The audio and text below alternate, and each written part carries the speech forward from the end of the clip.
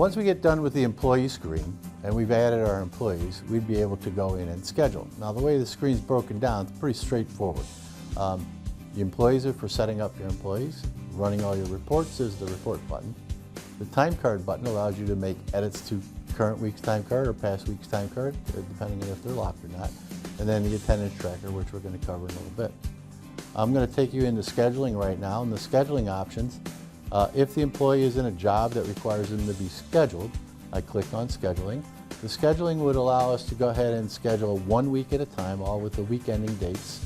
We can schedule way in advance if you'd like. I recommend that you don't do too far in advance because of adding and terminating employees, but you can. You can go into the schedule. If I pick the current week of schedule, I have rights to all these different groups of people. I can select them all. If you only have front of the house employees, you would only see your front of the house jobs. Back of the house would see the back of the house jobs. Once you go into TimePro, into the scheduler, you can actually go ahead and generate a schedule with the in and out time for every employee, for every day of the week. If somebody is in more than one job, you would see the green here, for instance, Mike Kearns. If I double click on Mike, I would see he's in multiple jobs. So I can go in and select Mike in his coffee job, and I could put him into I could select the time on a drop-down list and put him into the time that way, or I could just manually key in the in time and the out time. I could also have these little user-definable drop-down buckets that allow us to say, well, they're going to be working in a certain station, or they're going to be off, or they're going to work till close.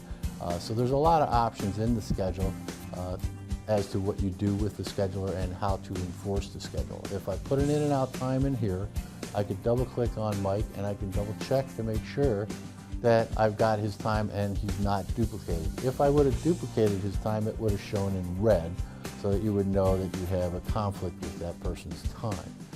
The other option here is that we interface with a couple of different scheduling companies. Hot Schedules is one of them. What would happen here is that we would extract the data from Hot Schedules. So we're going to send all the new hire employee information up to Hot Schedules on a daily basis, several times a day.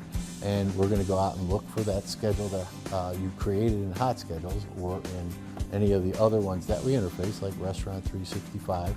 You're going to go ahead and import that schedule right into this scheduler, and you'd be able to see what that schedule looks like. More importantly, you don't even have to look at the schedule. If it comes in from Hot Schedules, we're going to restrict the employees based on the Hot Schedule schedule or the TimePro entered schedule, or a combination of those. You may decide to schedule your back of the house employees in TimePro schedule, and your front of the house employees could get imported from the Hot Schedule schedule. That makes it really clean.